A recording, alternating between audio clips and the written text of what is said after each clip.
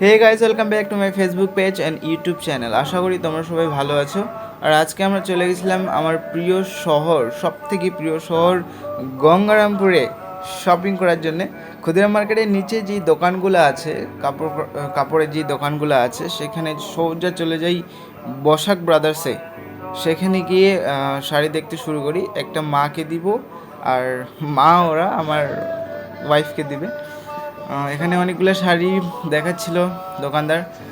আমার কম বেশি সব শাড়িগুলোই ভালো লাগছিলো, কিন্তু যে পরবে তাকে ভালো লাগা চাই। সো একটার পর একটা দোকানদার শাড়ি দেখাতেই থাকে। সব কিছু ভালোই ছিল, অতটাও খারাপ ছিল না। তো শেষমেশ এতগুলো শাড়ি দেখার পর এই শাড়িটা আমার ওয়াইফের পছন্দ হয়, আর তার সাথে আরেকটা শাড়ি পছন্দ হয়, দেখাবো একটু পরে। আমি বললাম এটা ঠিকই আছে, সবাই পছন্দ করছিল এই ব্লু কালারটা আর এই লাল হলুদ শাড়িটা। সেখান থেকে কাপড় নিয়ে আমরা চলে যাই মুদ্রা জুয়েলারিতে। সেখানে আমার ওয়াইফের জন্য নেওয়া হবে কিছু জিনিস। সেখানে গিয়ে দেখি খুব ভিড়, আর আমি কোনো দিন মুদ্রা জুয়েলারিতে যাইনি। সেখান থেকে জিনিসপাতি নেওয়ার পর আমরা চলে যাই আরেকটা রেস্টুরেন্টে, স্টাইল অফ ফাস্ট ফুড। এখানে তোমার আপ্যায়ন রেস্টুরেন্টটা যে আছে তার সাইডেই দোকানটা আছে। আর এখানে গিয়ে আমি প্রচণ্ড গরম লাগছিল, আমি তো একবারে প্রথমে কোল্ড ড্রিঙ্ক, তারপর পেটিস খেয়েছি। আমি চিকেন অর্ডার দিয়েছিলাম মাদের জন্য ভেজ। সেখান থেকে বার হওয়ার পর আমরা চলে আসি এই তালকুচগুলো খাওয়ার জন্য, কারণ আমরা যেখানে থাকি এইসব জিনিসগুলো পাওয়া যায় না।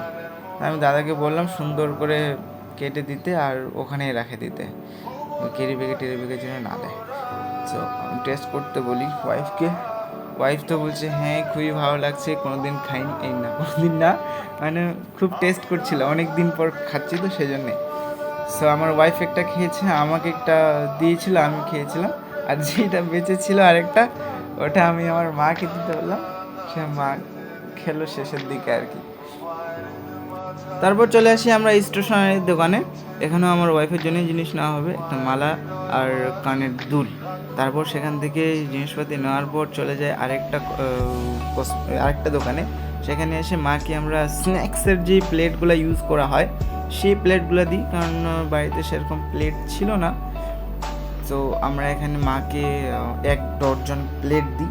তারপর চলে আসি আমরা কসমো বাজারে। তোমরা অনেকেই জানো, তো আশপাশটা একটু দেখিয়ে দিই। বসাক ব্রাদার্সে মায়ের জন্য শাড়ি নেওয়া হয়নি, সেই জন্য কসমো বাজারে চলে আসি। এখানে এসে এই ব্লু কালারের শাড়িটা আমি আমার মাকে গিফট করি।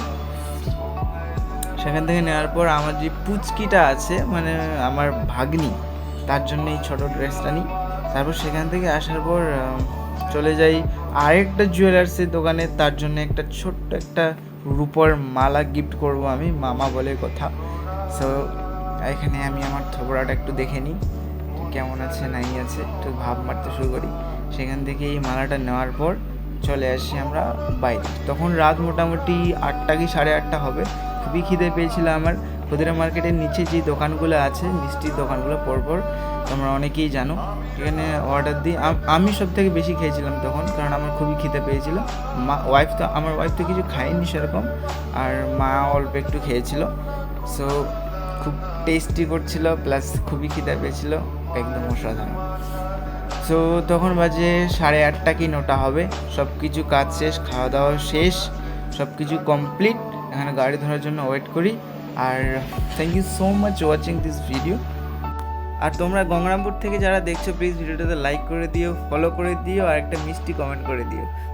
ততক্ষণে ভালো থাকো, দেখা হচ্ছে নেক্সট কোনো ভিডিওতে। Tata, bye bye.